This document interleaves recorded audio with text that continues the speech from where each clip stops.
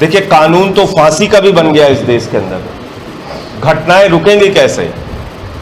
जब ललितपुर के थाने में दुष्कर्म की पीड़िता जाएगी और थानेदारी उसके साथ रेप कर देगा, तो कैसे घटनाएं रुकेंगी? जब शिकायत होने के बावजूद लखीमपुर में कार्रवाई नहीं होगी और 2 बेटियों का रेप करके उनको लटका दिया जाएगा पेड़ के ऊपर मार के, तो कैसे बताइए अपराध रुकेगा? मुझे बताइए आप, कैसे अपराध रुकेगा? इसलिए कानून आप सख्त बनाइए, उसमें तो मेरा कोई विरोध है ही नहीं, बिल्कुल आप बनाइए। आम आदमी पार्टी स्वागत करती है इसका। लेकिन जमीन की सच्चाई क्या है, उससे भी मेरे ख्याल से आदित्यनाथ जी को रूबरू होना चाहिए। आज थाने के अंदर घुस जाइए, ऐसा व्यवहार होता है जैसे लगता है दुश्मन देश की धरती पे आप आ गए। कोई सामान्य आदमी अपनी एफआईआर नहीं लिखा सकता, पैसे मांगे जाते हैं उससे। गेहूं बेच के लोग रिश्वत देते हैं, तब उनका काम होता है। तो ये सच्चाई है। सरकारी स्कूलों की हालत देख लीजिए, 50% बच्चों को अब तक किताबें नहीं पहुंची हैं। सेल्फी विद सरकारी स्कूल का हमने अभियान चलाया, सैकड़ों स्कूल ऐसी हालत में हैं, आप देख के शर्म आएगी आपको। न टॉयलेट का इंतजाम, न डेस्क बेंच का इंतजाम, छतें गिर रही हैं, टाट पट्टी पे बच्चे बैठ के पढ़ रहे हैं, नमक रोटी खा रहे हैं, सूखा भात खा रहे हैं, ये चल रहा है।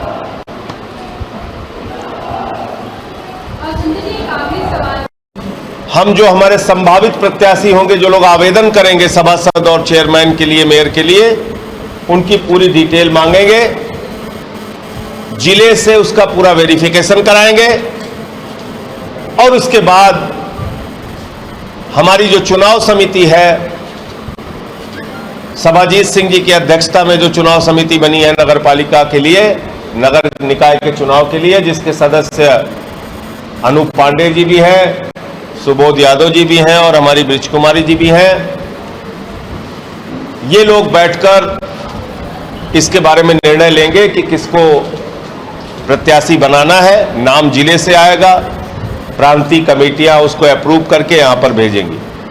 तो ये प्रक्रिया है, ये आवेदन है जिसमें हम सारी डिटेल मांगेंगे और इस आवेदन की फीस हमने 100 रुपए रखी है, इसके फॉर्म की फीस जो है। इसके अलावा महंगाई और बेरोजगारी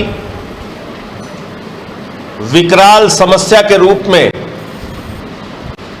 उत्तर प्रदेश नहीं पूरे देश के लोगों के सामने आ चुकी है और 20,000 करोड़ रुपए की ड्रग्स 7-8 महीने पहले पकड़ी गई थी, उस पर कोई कार्रवाई नहीं हुई। 20,000 करोड़ की ड्रग्स, और कहां से पकड़ी गई थी? देश के प्रधानमंत्री आदरणीय नरेंद्र मोदी जी के सबसे करीबी मित्र अडानी के पोर्ट से पकड़ी गई थी। आप बताइए, अडानी के पोर्ट से कोई चीज पकड़ी जाएगी, उस पर कार्रवाई करने की हिम्मत किसकी है? कौन कार्रवाई करेगा? अडानी चाहे हीरोइन बांटे, चाहे ड्रग्स बांटे, चाहे जो भी करे, उसको कौन पकड़ेगा? वो हमारे प्रधानमंत्री का मित्र है, उसको छूट है देश के नौजवानों को नशा बांटो, जहर बांटो, ड्रग्स का धंधा करो, अपनी पोर्ट से ड्रग्स का धंधा करो, कर रहा है। तो आपको हैरानी नहीं होनी चाहिए, क्योंकि उन्हीं लोगों की जगहों से ये ड्रग्स पकड़ी जा रही है, गुजरात के उन इलाकों से पकड़ी जा रही है जहां पर भारतीय जनता पार्टी का शासन है। 27 साल से बीजेपी है, और जिस राज्य में 27 साल से बीजेपी है वहां पे 75 लोग जहरीली शराब पी के मर गए, जहां पे शराबबंदी है घोषित तौर पे। आप बताइए क्या कार्रवाई हुई, किसके खिलाफ कार्रवाई हुई, किसको जेल में भेजा? तो इसलिए पंजाब पुलिस ने पकड़ा है कि पंजाब के अंदर जो ड्रग्स लाने का काम हो रहा है वो गुजरात के माध्यम से हो रहा है, तो उस पर कार्रवाई कर रही है हमारी सरकार। गुजरात की सरकार नहीं कार्रवाई कर रही, और कार्रवाई इसलिए नहीं कर रही है कि जैसा मैंने आपको बताया कारण क्या है।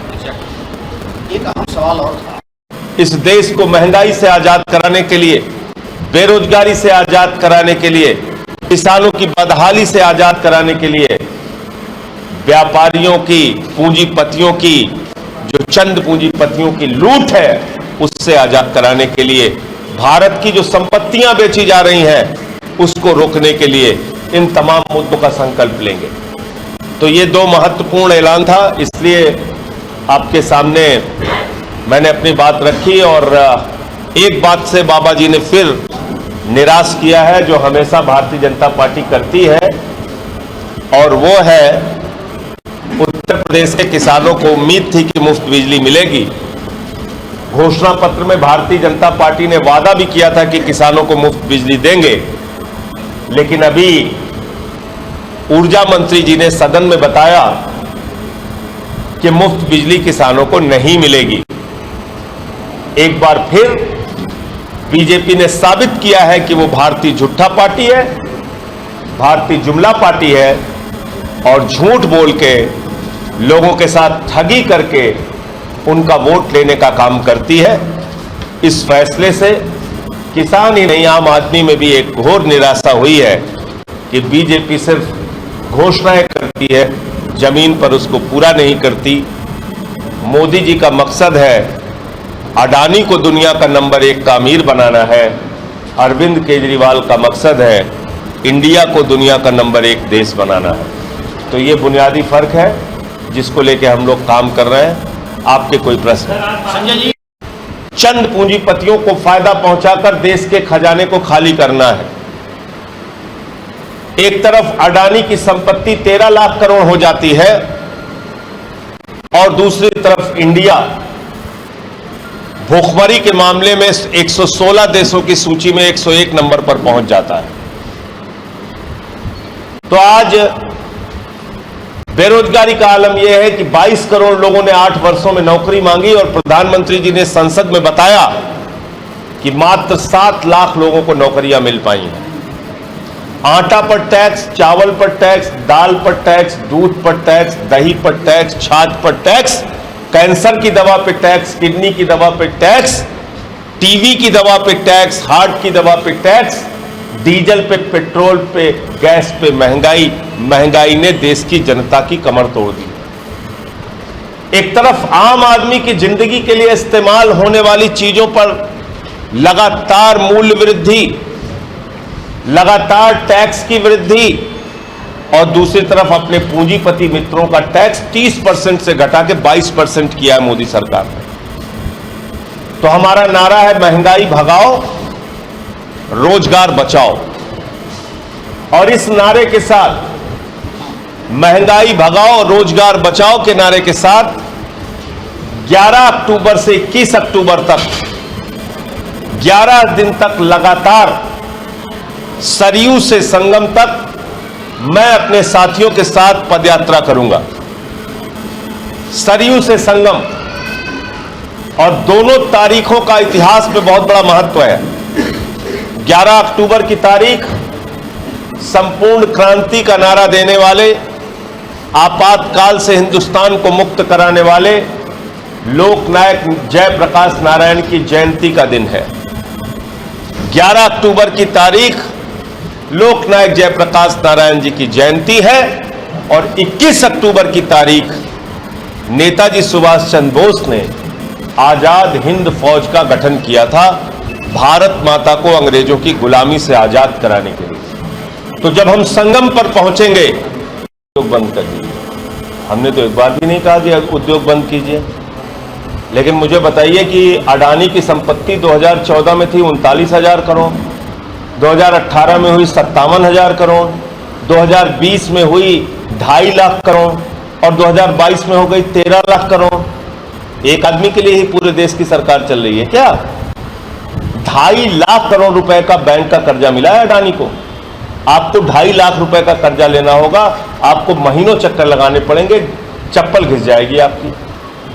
तो व्यवस्था कुछ लोगों के लिए नहीं चलनी चाहिए। मेरी आपत्ति इस बात के लिए है, 92 लोगों के पास देश के 55 करोड़ लोगों के बराबर की संपत्ति है।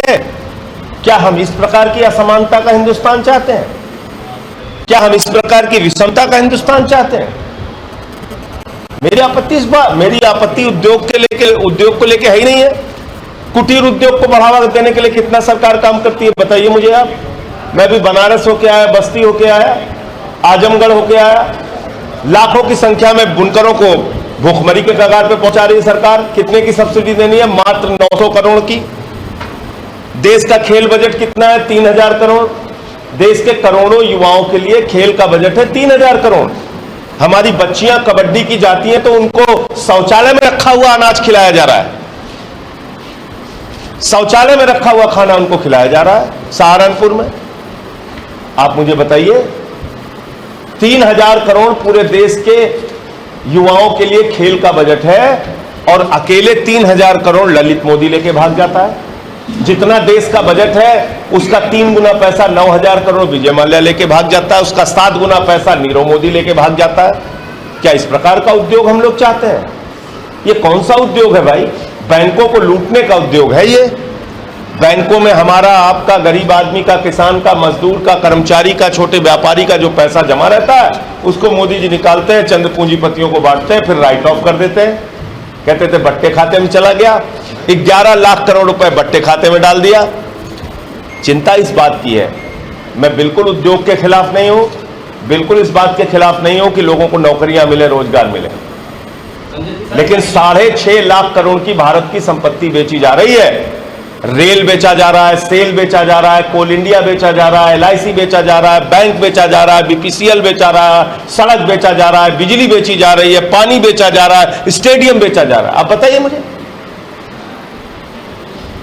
तो मोदी जी कहते हैं भारत माता की जय, हम देश की रेल बेचेंगे,